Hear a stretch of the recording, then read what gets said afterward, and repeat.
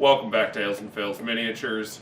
So to be honest, I've been having a little bit of a slump in crafting. That's originally what got me into D&D to begin with collecting miniatures, was the crafting. I absolutely loved crafting, and I moved into a new house and put my crafting studio in a basement. Unfortunately, there is one very small window, and it was just not conducive to creativity and was really making it to where I didn't want to be down there crafting.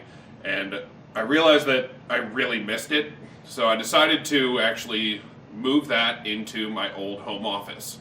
And pretty excited about that, and we've actually already completed our first project in it. So I decided for the very first part of this video, I'm just going to show you guys the quick move of that. I will make it very brief to not bore you. And then I actually wanted to show you guys the first project that I completed. I got these probably 2 years ago for Christmas from my sister-in-law, and I just never got around to painting them. I'm glad that they're finally done. They're really cool. They light up and everything. You guys will get to see that in this video, but I'm just very excited to start crafting again, showing that to you guys. So let's get into it.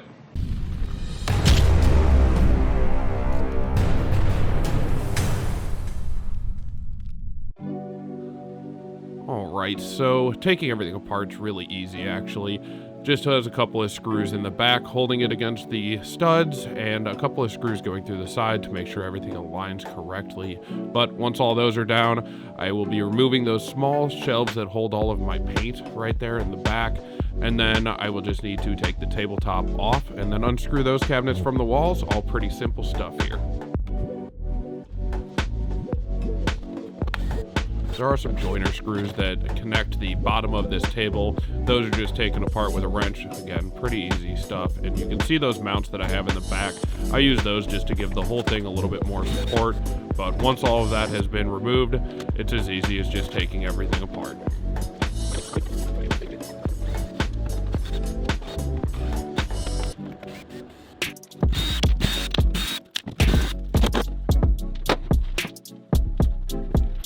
Now that everything's been removed, I am moving all of this upstairs. So not the most fun thing to do in the world, but at the end of the day, it's got to be done. I'm just excited to get back into crafting. So having this all in an area that's more accessible and a little bit more comfortable with a lot more daylight is really nice. And here you can just see that I am marking out the studs so that I can make sure that these cabinets are nice and sturdy. Once the studs were marked out, I just needed to put these supports back in place, and that's pretty easy. Just a couple of screws right into the studs, make sure that they are at the same height as the cabinet, and then throw the tops on.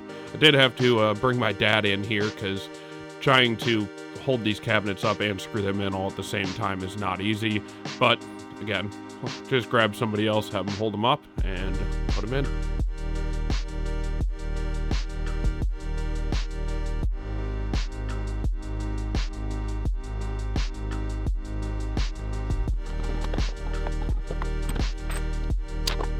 Now that all the cabinets were up on the walls, it was just a matter of putting all of my small paint shelves back in and my paint rack back on the wall and begin reorganizing everything. This was honestly probably my favorite part. I needed to reorganize everything for a long time now, and it just feels a lot more comfortable, and it just is a lot less cluttered, to be honest.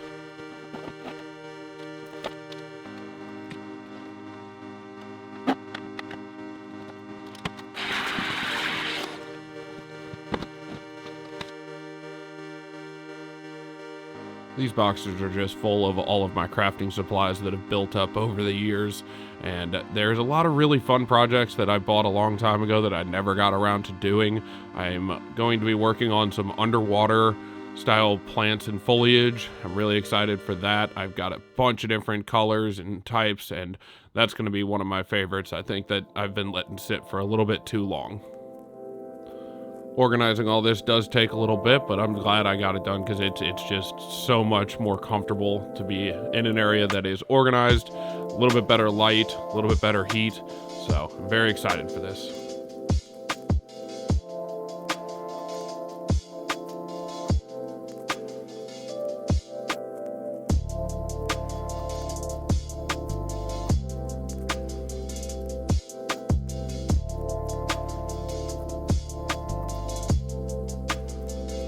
Alright, and here it is, completely finished, cleaned up, and like I said, it's the same crafting room, just in a different part of the house. I'm very excited that everything's nice and organized again, other than that one corner cabinet. That's just kind of the junk drawer, but at the end of the day, you gotta have one. Alright, now that the crafting room was put together, it was time to start on this project. We started by putting a white primer on these. I'm actually using an airbrush primer. I'm just putting it on with a paintbrush so that I can be as particular as possible. I just really didn't want any overlap actually hitting the crystals. But as you can see, I definitely need to move where my camera is based because my head happens to be directly in the way. Not completely, but I'll have to change that positioning a little bit for future videos.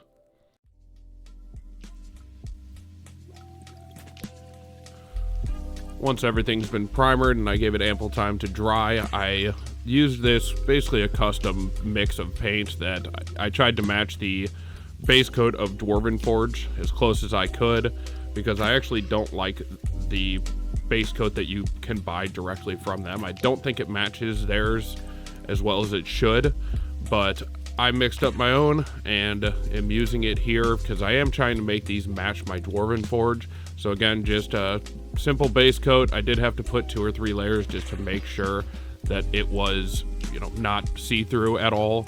Make sure it was a nice solid coat.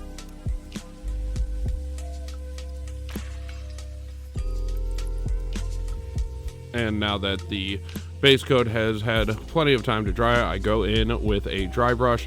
Same thing here. I do not like the actual Dwarven Forge paint that is supposed to be their cavern dry brush, so I did take some of theirs, mix it with a little bit extra yellow because theirs looks a lot more yellow than what comes in the pot that you can buy.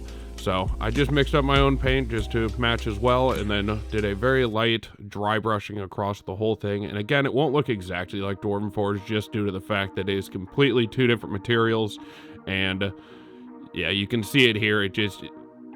It's paint-wise matching almost perfectly, but just due to the amount of detail in Dwarven Forge, it's not going to look the same, but it is good enough for me. I think it matches plenty well and looks great once it's all actually put together. The last bit that I did here was go in with that same dry brush and hit all the raised edges of the crystals just to give it a little bit more realism, because usually where crystal splits off or connects to the rock itself, it has that little bit of tan or earth color to it. So I think this just added a lot and makes them look a lot more realistic. Once all of these are finished painting, I did go through and put a Krylon matte clear coat on them. Just helps protect everything, and I really like the Krylon because it doesn't seem to yellow over time and does a really good job of protecting the paint on these. But once they were all done, it was time for the final shots.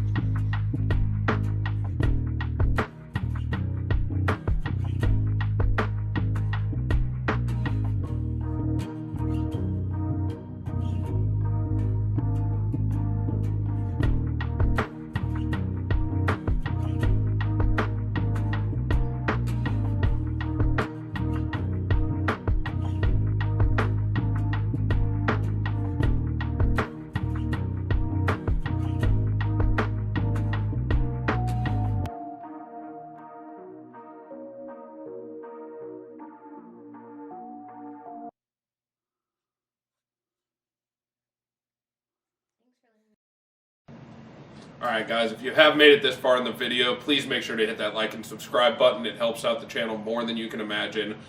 Thank you guys for watching, and we'll catch you in the next one. Cheers.